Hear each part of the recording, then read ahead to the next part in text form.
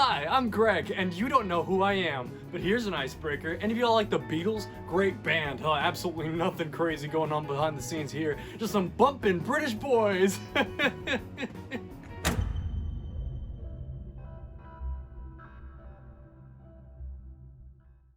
Okay. There is something going on here. Paul McCartney died in 1966 and was replaced by this imposter named William Shepard Campbell. But when I try to tell people about it, they all think I'm crazy. How, you may ask? Well, the story goes.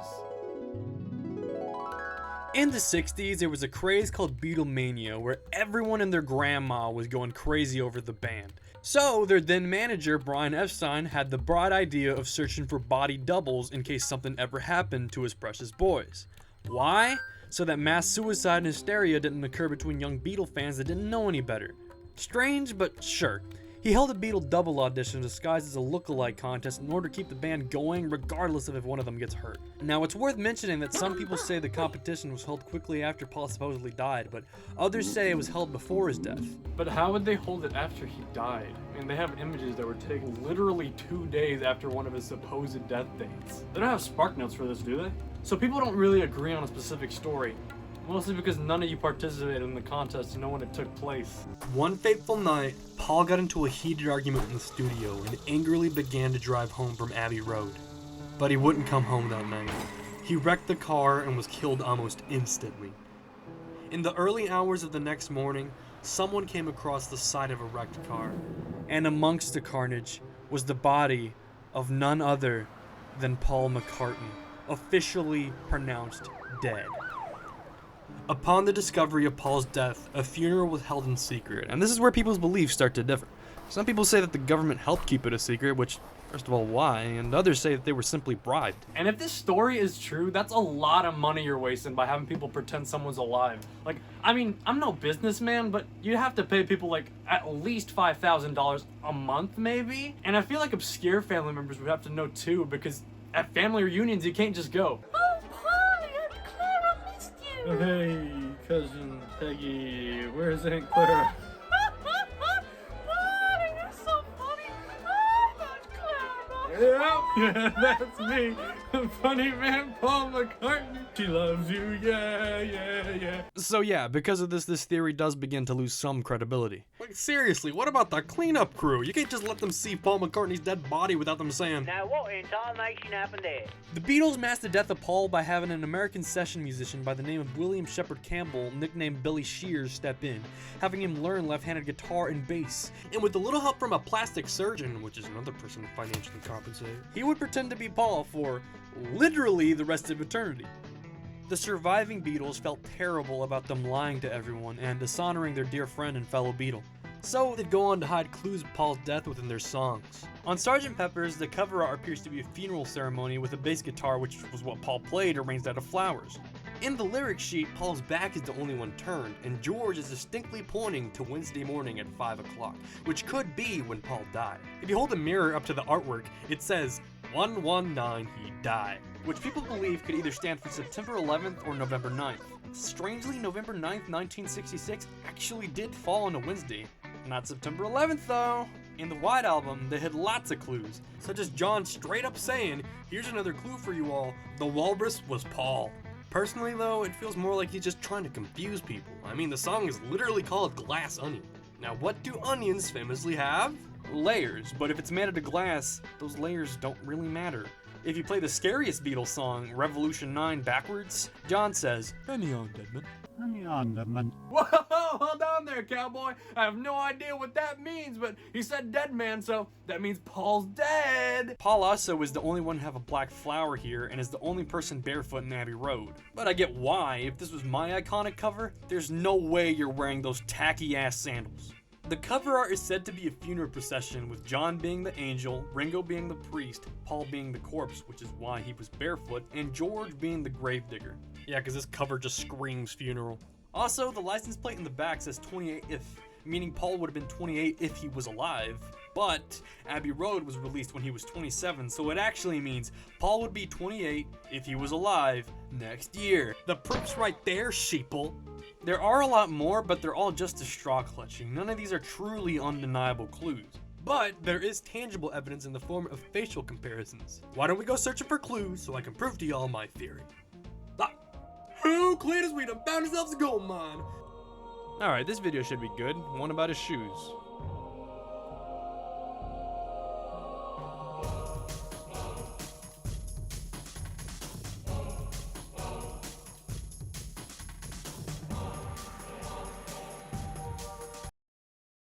Okay, what? You're calling him dead over a very slightly different shoe size? Alright, I've collected the first 4 shoes I've had lying around, and I didn't just buy these either. They all have obvious wear on them, and I'm even gonna convert them to the UK size. So let's have a look and see if I'm dead. 8.59, 9.5, 10. Well, I'm not sleeping tonight. Here's another one though. This one's about his face. So there's Red Paul, he's got the big ears. There's like a triangle shape, he's got a strong jaw. But if you look at his eyes, you can see a kind, angelic soul. Paul has a very white Okay, the one on the face. right is fake Paul. The one on the right. There are a lot of videos like this that have obviously cherry-picked images of Paul looking different with the occasional caption saying, "How can some of you not see the difference?" I mean, yeah, there's a difference, but they all have drastically different light and angles. By that logic, these Johns can't be the same person, and neither can these Lincolns. If you look at them from the same angle, they're obviously the same guy. Now, there is a reason as to why Paul looks so different in videos like Paperback Writer, which, by the way, were before he supposedly died. In December of 1965, he got into a moped crash, which bruised his lip and also chipped his tooth, eventually getting the tooth capped in June. Kinda funny though how in 2005, the Imposter had a cap come off the same tooth. Anyways, I'm gonna completely ignore the proof debunking my belief and look for more bullshit like that. If they got fingerprints, William Afton's in trouble.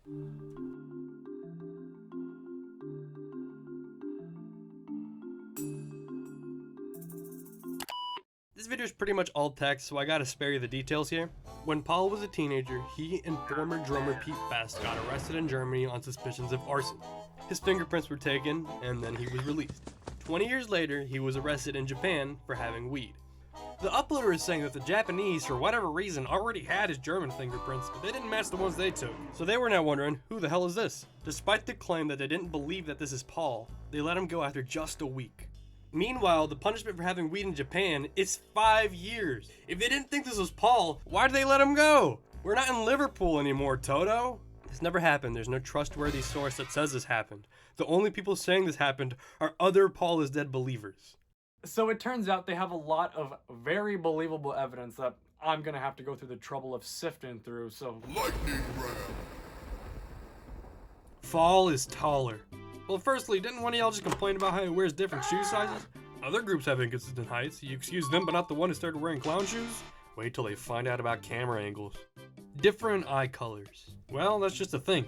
Some people have eye colors that change. Take Jack Black, for example. Sometimes, even with people with consistent eye colors, the lighting conditions just make them look different. I don't get why believers expect me to think that they paid for plastic surgery, possibly bribing everyone with any connection to the Beatles, or even government intervention, but the eye contacts were just too much of an investment. Paul's voice changed. No, everyone's microphones back then just sounded like different types of this. Hello everyone, my name's Gregory Oxford the First, and I can't bloody believe it. They freed the damn Americans! People say was when referring to Paul. I mean, yeah. It's past tense. He's done some pretty notable things in the past. That's what people say. I don't know why so many people count this as proof.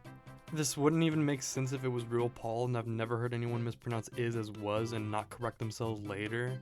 Yes, you have. You just chose to ignore it. Singing virtually about nothing, he was writing social comment songs. Because he was a lousy drummer, and there was always this myth being built up over the years that he was great and Paul was jealous of him because he was pretty and all that crap. So that pretty much wraps up the usual clues people point out, and of course this channel specifically has some new ones, but they're not exactly proof. For example, here they claim Paul is a worse songwriter. Someone in the comments caught them with their pants down though, because they just said a song the real Paul wrote sucked. Then there's this video about Paul's brother. The last time? Yes. Was his funeral, I think. I mean, if your brother really died and everyone laughed, you just get mad and cause some ruckus. So he's just joshing, like how the band Tally Hall said their bassist died. Twice. Thrice. Oh no. Then there's some really stupid ones like this. Why aren't they sort of in awe of you? I mean, because They don't like me. That's it, because they don't like him. If this happened with anybody else, they'd just go. If that's not really his family. Why is he there? Can you imagine your son, brother, cousin, or nephew dying and he gets replaced by a double? He just shows up to the reunion going, "What's up, turkey?" Wouldn't it be easier to go to the doubles family reunion and pretend that it's Paul? That was a waste of time. Won't be needing this anymore.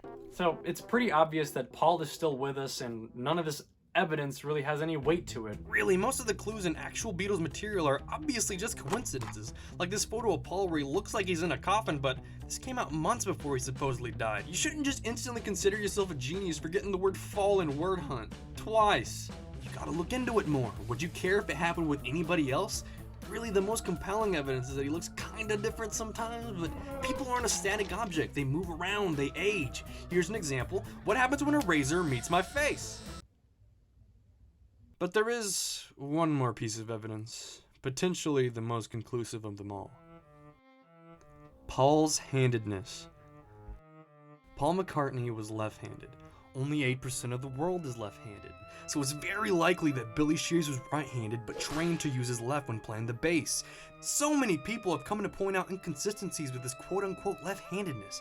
Paul held a cigarette with his right hand in the Abbey Road artwork. Except that isn't proof, because you know who else is left-handed? Me! From my experience, I've learned handedness isn't exactly two extremes. As a kid, I thought everybody could write with both hands because I can, but then I met people who couldn't use their left or right hand at all, so handedness is more of a spectrum like this. I even decided to check how long it took Beatles impersonators to learn left-handed bass, and it's very consistent. At least 6 months. You know when Fall was documented to be playing lefty? At most 2 after Paul died! And of course, the channel has to have their own video on the matter. All you did was put a slideshow together. I can do that too, Buster!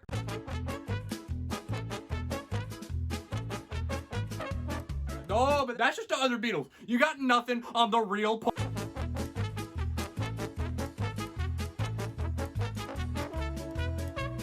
Basically, these people are saying that all lefties are so left-handed, even our reflections brush with their left hand. Of course, they're right, though. Just last week, I had to go to the bathroom and forgot, oh yeah, I'm left-handed, so I had to get my bladder drained at the doctor like every other lefty.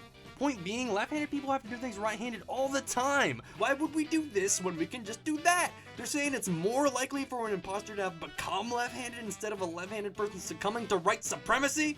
Now yes, it's true that Paul McCartney plays righty drums, but so do I. Now I know there's gonna be that one bozo who tries to revoke my left-handed card just because I can write with my right hand, so I came prepared.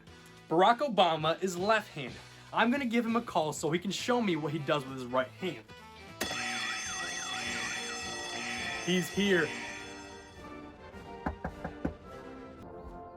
Hello? Hello, Greg. What, you're not Obama? Nah, it's really me.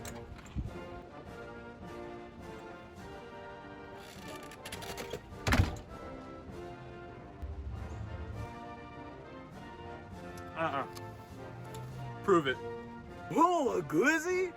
I got you there. The real Obama would eat it with his left hand. Oh, wait, hold on. I do it with my right hand. Hold up, you got like an iPad or something? See, I am Obama. I eat with my right hand. See, look at me. I'm the glizzy gobbler, dude. Hold on, stop there.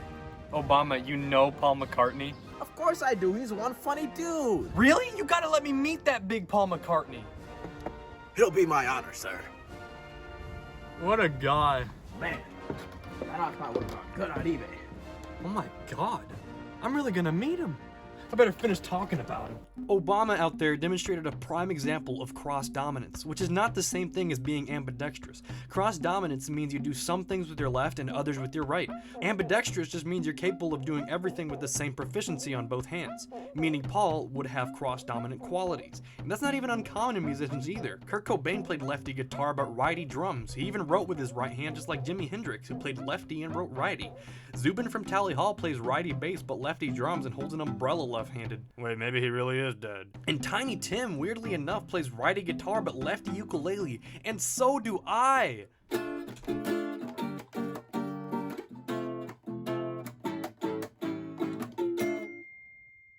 Okay, now who could be FaceTiming me? Huh, it's a text. He's outside. Oh my god, I'm really gonna meet Paul McCartney. I'm really gonna meet him. I'm really gonna meet him. Where is he? Where is he? Here he is. Behold, my fellow American. Are you stupid? What is that? Big Paul Blart DVDs, just like you asked. No, I said Paul McCartney. Oh, my bad. Greg, can I just tell you the truth? I don't know why you didn't do that in the first place. What, are you not really Obama? Nah, G. My name's Tyrell. Are you kidding me, dude? What about that little bag down there? What's in there? Rat traps? Hot Cheetos? Well, make yourself useful and put some of those rat traps down in the house and don't talk to me again for the rest of the day. Yes, Greg.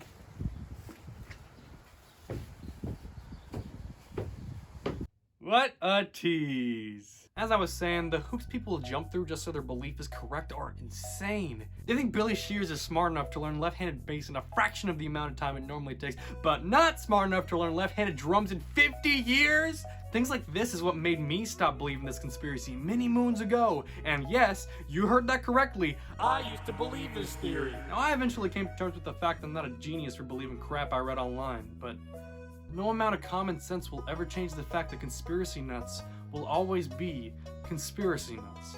So with that in mind, it's time to let them be. Because as this quote on my iPad says, it's easier to fool people than convince a fool. Oh, for crying out loud!